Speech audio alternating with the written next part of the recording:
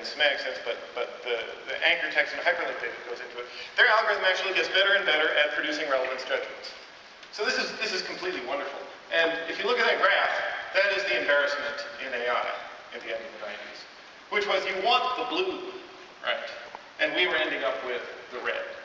So essentially, by any measure that you wanted to choose for knowledge representation and reasoning system scale, that's what KR&R stands for.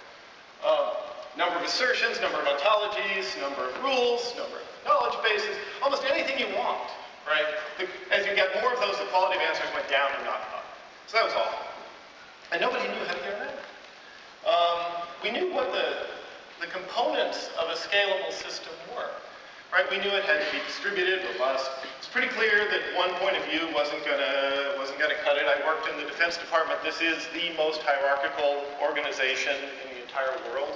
Legendary bureaucracy. I actually worked a little bit in the Pentagon at one point. And even there, you can't jam an ontology down people's throats. It just won't happen, right? It's about, maybe a program is about as big as it can get. So we knew it had to have multiple linked ontologies. We knew there had to be deep and shallow knowledge. We knew all the rest of this stuff. And so what we knew is that it should be just like the web. Scalable systems had to be just like the web, but nobody could really figure out how to do it. Okay, I said I'd go back a little bit further in history. So the semantic web at DARPA was actually dreamed up by this incredibly brilliant guy named Jim Hindler. And I succeeded him as director of the DAML program. But Jim is the one who really put it on course. And what he observed was that semantic technology had 40 years of research in this, formal logic, KR systems, including semantic networks. So that was back in the 70s. A lot of information integration. And there had been some kind of techie new stuff, right? This is what they call the description logic. Nobody really knew what to do with it, but Ron Brockman out at Bell Labs and Deb McGinnis had come up with this kind of stuff. And the database community was kind of chugging along, but not a lot. And there was also the library science community, people we often forget, right, out there, and they were doing classification systems. Okay, so what sparked the semantic web out of that? The answer is that what was new was the web, right? That is, it was clear even around 2000 that the material needed to answer almost any question was going to be available on the web somewhere. And furthermore, there was a lot of infrastructure out there. This wasn't just theoretical, right? There was data service protocols, authentication systems, languages. There were all the things which you might need, right? But there wasn't sort of a way to glue them all together. In the web, I can, just by writing a hyperlink, I can point at your page, right? But if I have two databases, I can't point into your database, right?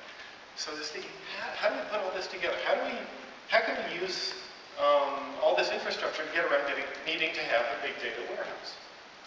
Well, okay, so this here, what you're looking at, this was actually one of the very original DARPA approved for public release on non-classified slides about the semantic web.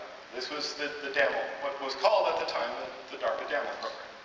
And it was very DARPA-ish, right, in the sense that there was a problem. Hey, there's a huge web out there. Even in 2001 it was huge. And computers can't do anything with it. So what's the solution? Again, let's go back to something really kind of gutsy. Well, why don't we just build this whole parallel web, which is what that thing is in blue, right? And in the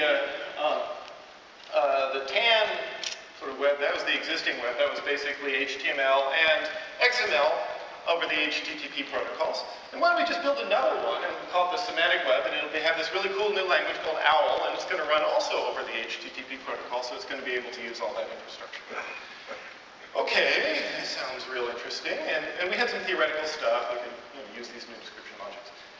So how do you do it? Well, let's design a family of new languages, and that eventually ended up being OWL, but there was actually a whole family of languages around there, some of which have fallen into the dustbin of history. Then, well, we got to build definition tools, and we got to link them, and we got to test our design approach with operational pilots in the Defense Department. And I think one of Jim Hendler's really brilliant strokes was not to keep this a traditional Defense Department program where all you're going to do is build some kind of military technology that never sees the light of day, except enriches a bunch of defense contractors who have specialized expertise in that technology. But what he wanted to do was to actually standardize it.